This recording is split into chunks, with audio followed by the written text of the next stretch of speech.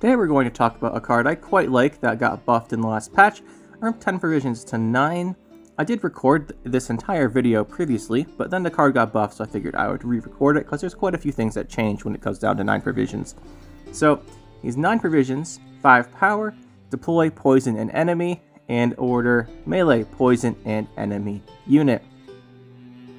So what do we have here? We have basically, this is like Fangs of the Empire. Deploy poison, that's worth about 4 for 4. You see that played sometimes in ball decks. Well, most of the time in ball decks. So 4 power for 4 provisions with a poison seems fine. Here we have 5 power for 9 provisions. So that extra provisions here has to account for a lot. And what does it give you? It gives you order poison. Order poison's quite nice for a couple reasons. And the first one is it lets you combine with a poison card from your hand to destroy something. Poison, by the way, I really like the poison mechanic in this game, but the idea here is that you poison something, you can poison something with the order, and then play a card that has deploy poison from your hand, destroy it. Now, destroying a unit is very good. This is a 2-card setup, and this is the only order poison in the game other than the Salamander Hideout, I believe, because that one lets you transfer one of your poisons to the enemy, so this is better than that as well. The question is that extra poison worth this many provisions? And is it being row-locked a problem? So Morel, in case you don't know, Morel used to be a 10 version card. He used to not be row-locked, and he was played in a lot of decks. So he received a nerf to row-lock the melee for the poison order, and then he started falling off in play, and since then I haven't seen him very much, although I do like him. So what do we do with him? Obviously, you combine him with other poison cards. He has a couple disadvantages: the melee lock, the neutral, non-devotion. He is a human agent, so that has maybe some synergies. But if we look at the other poison cards for a second, there's really only a couple places you're going to use them. So the most obvious ones, if we go to Nilfgaard. Nilfgaard can make pretty good use of him. You have Fangs of the Empire, which I mentioned previously, quite good. You have the Felipe can now add poisons. You have Cupbearer, and you have the Masquerade Ball. So you could throw him in here as another poison card if you don't think you have enough. That's basically what you do with Morel. If you want to run a heavy poison deck and you want more poisons, you use him. His ability to, well, if the opponent doesn't answer him, he also just destroys a card on his own, which is quite good, but it takes a turn to do so. So it's not as strong as something like Vincent or Geralt that it kills it on deploy. So Nilfgaard's an interesting one, and you also gain value here because you have the, what's her name? I can never remember things' names. The Thirsty Dames get value from you putting that poisons out. In a similar vein, you have the Syndicate cards with poison, which I should probably type back in here. You actually have a lot of poisons in Syndicate. People don't run Poison Syndicate very much, but it actually is pretty interesting. So you've got the Fistic Traffickers and Fistics. You see these quite a bit as like a small poison package that gives you coins, potentially, and definitely off the Fistic. And you can also run a Salamander deck where you use the Salamander. But usually with Salamander decks, you don't see too many other poison cards in it.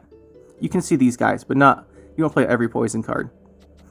Gellert here poisons your own guys. That's interesting, but it's mostly a coin spender, so that's not what we're talking about here. But the Roland has when you poison, gain coins. You can have some synergies here, and you do have the Mutated Hounds, which after their nerf was reverted, I think are pretty decent. So you can run him here as well. It's a poison card, which is interesting. And then you have the Hideout, which is pretty similar, right? So the order move poison from an ally to another unit. You can use this in a similar way to Morel, and this card is really good. You see it a lot of the time in any decks that are running poisons. So that is something to note. And the last one, although not as common, is Scoia'tael. So you have a few poison cards here. Usually you don't see these unless there's a Harmony deck, and you don't see Harmony decks, so you don't see them. But you do have the option here, because Weeping Willow and Dried Ranger have Harmonies. And so poisons, and that poison is pretty useful, although Ranger does 2 damage with the poison, which is just like wasted value, but whatever. And then you have the potential poison, the Forest Whisperer, Mantis Stalk, not really. So these are the factions you can run the Morale in. So of them, Nilfgaard is probably the best. Syndicate's not bad. Usually Syndicate wants Devotion more than Nilfgaard. And Scoia'tael, you have to play Harmony, and we're not gonna... I wish Harmony was okay, but... irrelevant of that, Morale's value is actually pretty good. You can destroy a unit, you've got the order set up, which is nice, and he does bring 2 poisons on 1 card. So why don't we see Morel? Well, here's the thing. Morel is... I don't think people want to experiment with him. Now that he has 9 provisions, by the way, when I made the video previously on this, I suggested either removing his Rolock or bringing him down to 9 provisions so he could use with Serenova. They actually did that, which was kind of a surprise to me, but hey, at least I am thinking on the same level as them here. But I think at 9 provisions, you can fit him into some of these decks. Now, the problem is those decks aren't popular, right? The Masquerade Ball Poison deck isn't super popular. Poison Syndicate, no one really seems to play unless it's Salamander. And then you don't really run Morel in that deck. And Poison Harmony, I mean, I've tried it, but I'm pretty sure we've tried more Harmony than most people have. I'm pretty convinced. But I think nowadays you can actually kind of fit him into these decks. And I think he's not a bad card. I really want to go back to one comparison here, though, we mentioned. And that's with the Hideout. There is a significant difference here that we have to point out. So, Hideout, I said, was pretty similar, right? It's got deploy, it gets value on deploy, whatever. But we're talking about the order here. Move poison from an ally to another unit. This is it's used in a similar way to Morel, where you have this set up and you can poison and kill something. There's a couple differences, though. And those are, the biggest one being this is an artifact, so it's a lot harder to remove. The second one has resilience. The resilience is actually a really big deal because you can keep this and then use the poison in a later round. And with Morel, you can't. So there's a big difference here. But with Morel, you do get that 5 points of value. You do get a value when you deploy this, obviously. But I really like Morel, I think. I mean, I don't think I like him. I do know I like him.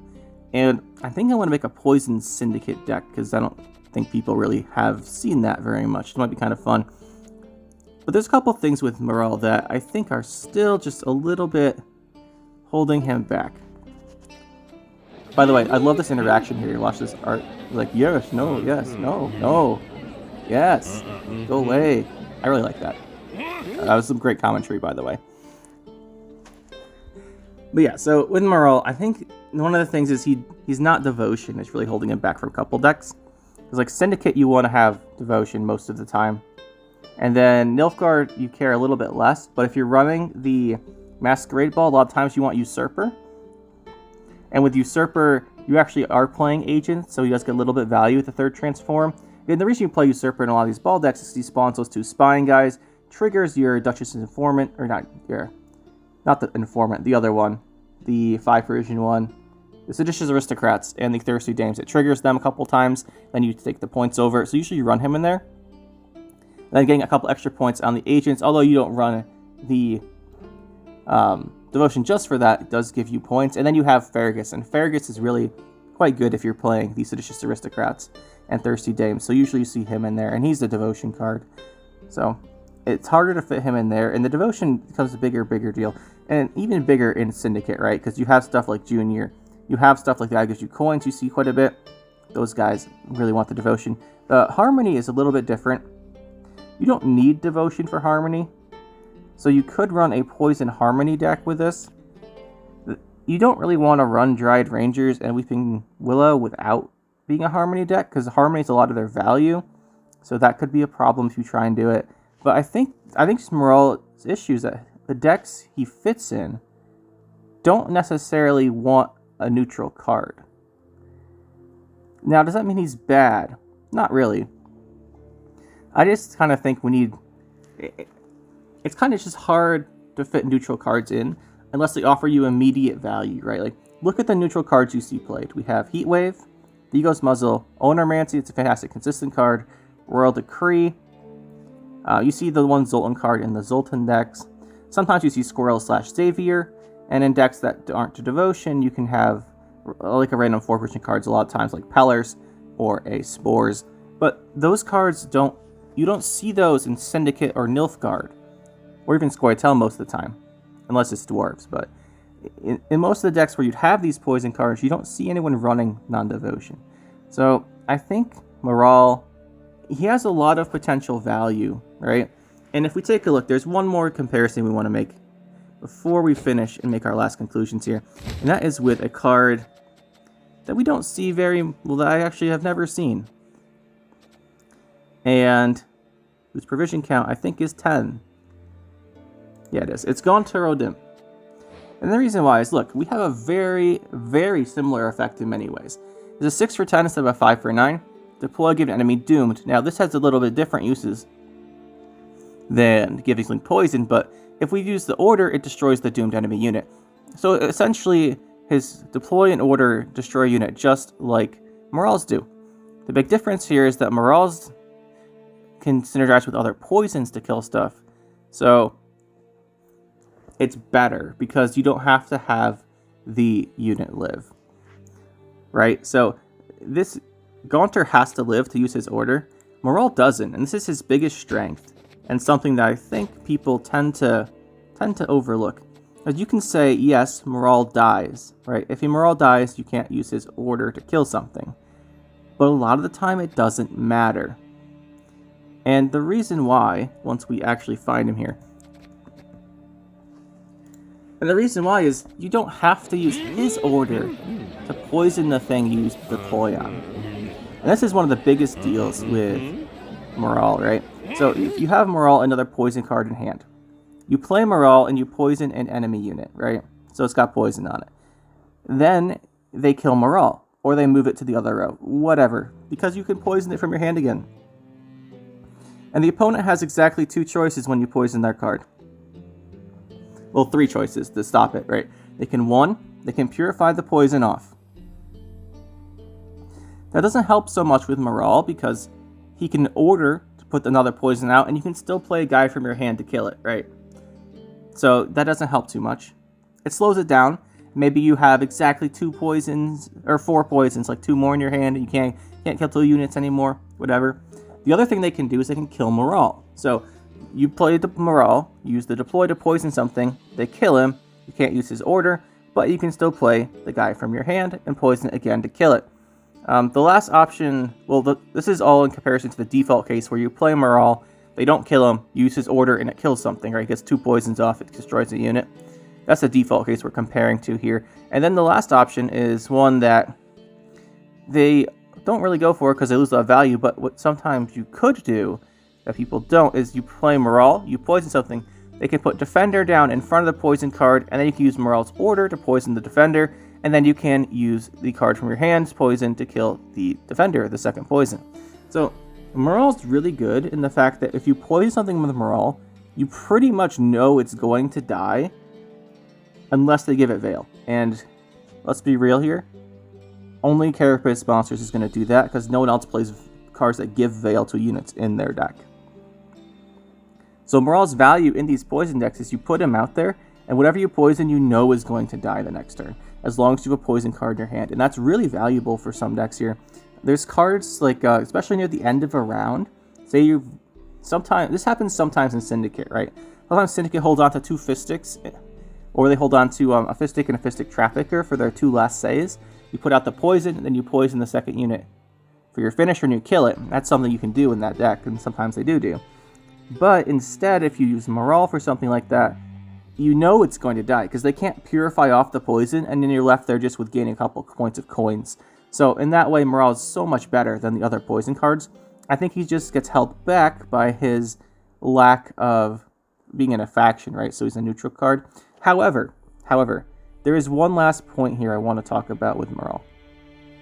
And it goes with his buff, which is why the buff's so impactful, is he's now a 9 provision card. What are neutral cards that people actually make decks around? Golden Necker, Siri Nova.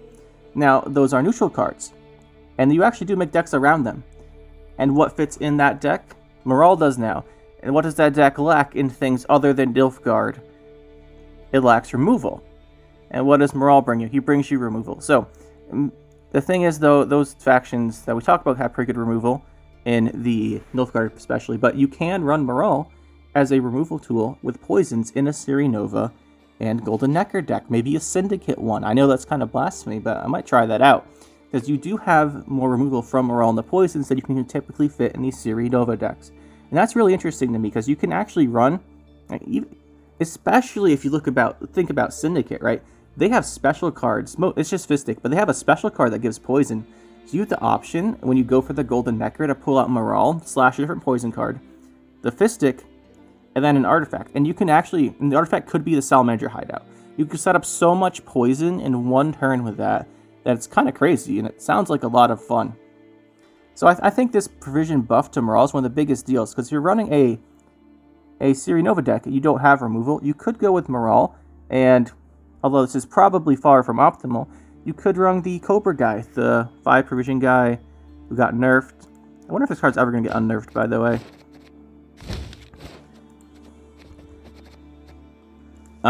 This guy, the King Cobra. So he's got deploy poison. Obviously much less efficient than Fangs of the Empire, but not faction locked. Should be very interesting. And while we're here, I will mention the other poison cards we didn't talk about when I brought up the factions, right? There are a couple here we should mention briefly, and oh yeah, stolen mutagens. You can poison an allied, but that's not really what we want to talk about here. Where is it? Oh yeah, here it is. Devil's Puffball. So potentially you can use Devil's Puffball with Morel as well, which is quite nice. And the thing with it is it's hard to set up. So the only other neutral cards you really have, like this is hard to set up with Morel. So the only cards you really have with neutrals are the King Cobra and the Morel. But I think that maybe you could run the King Cobra. I don't think it's the best idea. I think you just use the Morel as the best neutral poison card and put it in another deck with poisons. But the fact that it fits with Syndicate Nova and Golden Necker is really interesting. Very interesting indeed. I think we'll try that out at some point. But yeah, that's Morel. I really like him. He has the ability that when you play him, you pretty much know whatever your poison is going to die, which is really handy. And 9 provisions between Syndicate Nova and Golden Necker decks. And even if he dies, or the poison gets purified, you pretty much know the thing you put it on will die as long as you have their poison card. The only thing that stops it is to give something Veil, and what do we have for like the lady with all the spoons can do that, where she's somewhere in here. Yeah, and that's an order, so it has to be set up. And what's the 4 provision one? Like, there's not really ways to give Veil easily outside of Carapace. So it's kind of hard to... Oh, wait. This lady, right? Deploy, give Veil. So, like, those are the ways you could stop this. But no one's really going to do that. So you know what your poison's going to die. And that's really valuable, especially near the end of the game. And if they don't stop your Morel, you have 2 poisons from him, which is really good. So that's my thoughts on Morel. I think he's cool.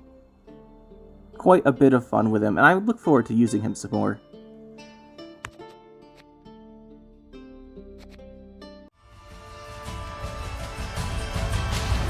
That'll be it for this one, guys. Hope you enjoyed. We'll see you next time.